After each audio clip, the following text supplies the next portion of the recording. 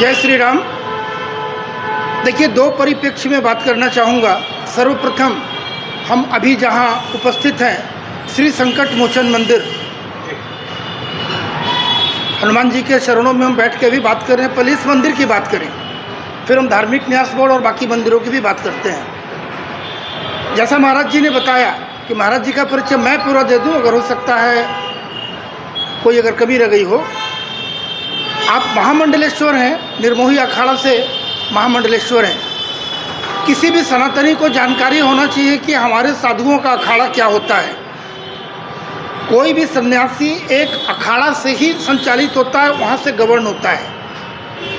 एक साधु का तार जो है वो जुड़ा है, वहाँ हेडक्वार्टर है, सब कुछ संचालन वहाँ से होता है। दूसरा, ये सभी को हिंदू धर्म के जितने भी सनातनी हैं, ये विशेषकर धार्मिक न्यास पोर्टल है, वर्तमान सरकार को उन्हें ज्ञान लेने की आवश्यकता है कि हिंदू में अखाड़ा क्या है, ये अखाड़ा परिषद क्या है, कितने अखाड़े हमारे हैं और उस अखाड़ों का काम क्या है। और भारतवर्ष में जितने साधु हैं वो सब वहीं से संचालित होते हैं। भारतवर्ष में, पूरी दुनिया में अखाड़े के साधु को कोई छूने की हिम्मत नहीं रखता है, हिम्मत नहीं होनी चाहिए और ना ही उसका कर्तव्य बनता है। अधिकार भी नहीं है, कर्तव्य भी नहीं है, ये इस बात का उन्हें बोध होना चाहिए। तो सबसे पहले इस मंदिर के संरक्षक, संचालक, मार्गदर्शक, जो भी कहा जाए, महामंडलेश्वर महाराज जी हैं। इनके देखरेख में वर्षों से चल रहा है। इस बीच में कई प्रकार की समस्याएं कहेंगे, क्योंकि संकट मोचन मंदिर है, मंदिर में कोई संकट आ नहीं सकता है, ये संकट दूर करने वाले हैं दरबार यहाँ। किंतु मंदिर में कई बार ऐसे सिचुएशंस आए हैं जो सभी को ज्ञात है। पिछले 2-3 साल की घटना याद करें। कोविड के समय को आपको स्मरण कराना चाहूँ कि कोविड काल में किस प्रकार से एक एक व्यक्ति, एक पुजारी, एक साधु, एक भक्त का समय कैसे व्यतीत हुआ। लेकिन या सरकार, हम उनसे अपेक्षा भी नहीं करते, आशा भी नहीं करते हैं, आवश्यकता भी नहीं है। मैंने ये होश दिलाने के लिए बताना चाहता हूँ कि उस समय वो कहाँ सोए हुए थे कि किसी ने मंदिर पर आकर किसी ने सूद नहीं ली। उनको भी आवश्यकता थी कि मंदिर में चलो, देखो मंदिर का खर्च कैसे चल रहा है। इतने यहाँ संत रहते हैं और पूरे भारतवर्ष के सन्यासी यहाँ आते हैं, 2 दिन 4 दिन प्रवास भी करते हैं। उनका भोजन प्रसाद, उनका रहन सहन, फिर मंदिर की दैनिक जो खर्च है, ये कहाँ से आता है।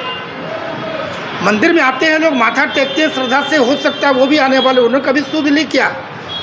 तो इस मंदिर के ऊपर में जो भी कभी समस्याएं आई, उस समय किसी का कोई कभी भी उनका आना या उस पर कभी ध्यान रखना नहीं हुआ, जो बड़ी लज्जाजनक बात है। और मैं पुनः बोल रहा हूँ, उनके आने की आवश्यकता भी नहीं, हम उनसे आशा भी नहीं करते हैं। ये महावीर जी का संकट मोचन का दरबार है, पूरे शहर की गरिमा है, हृदय स्थल में सनातन का हृदय स्थल है संकट मोचन मंदिर। दूसरा आता हूँ, किसी भी मंदिर की बात, अगर आप मंदिर की बात करेंगे तो मैं ये बताना चाहूँ आपको, धार्मिक स्थल की बात करते, धार्मिक न्यास शब्दों पर ध्यान दिया जाए। धार्मिक न्यास तो धर्म में सिर्फ हिंदू है, सनातन है, क्योंकि वो सनातन है। लेकिन हमारे यहाँ चलिए आई भी और भी कोई धर्म, जिसको लोग धर्म कहते हैं, जिस भाषा में भी समझने की बात है, मुझ समझो उस शब्दों में उलझने उलझाने की बात नहीं कर रहा हूँ, सरल भाषा में बात करो। दूसरे धर्म के लोग हैं तो उनके धार्मिक स्थलों पर आपका ध्यान क्यों नहीं जाता। हमारे मंदिरों के अलावा मस्जिद भी हैं, गुरुद्वारे भी हैं, चर्च भी हैं। भारतवर्ष यानी हिंदुस्तान में सिर्फ हिंदू सस्ता हो गया है। हमारे ऊपर उनकी कुदृष्टि लगी हुई है। यदि मंदिर के ऊपर कोई दृष्टि करेगा तो निश्चित उसका नाश होना अवश्यंभावी है। सभी का भगवान भला करे। हम संतों के लिए यही आशीर्वाद दें, आप अच्छे से राज्य चला पाएँ। ये मंदिर के प्रांगण से संतों का आशीर्वाद है। लेकिन आपकी अगर मनसा भूल होगी तो निश्चित आपका नाश होना अवश्यंभावी है। और यहाँ आपकी मनसा स्पष्ट रूप से भूल है। कैसे? कुछ नेताओं को यहाँ का ट्रस्ट का आप एक नई कमेटी बना रहे हैं। आप होते कौन हो? आपके पार्टी में तो फिर कई दूसरे धर्म के लोग हैं, तो फिर उसे भी आप कल खड़ा कर देंगे। यहाँ तो उसके दरवाजे पे, हमारे चौखट पे भी उनको अनुमति नहीं आने की है। आप ये क्या कर रहे हैं? आपको किसने ये अधिकार दिया? मंदिर की देखभाल, मंदिर की सुरक्षा के लिए कभी आए होते?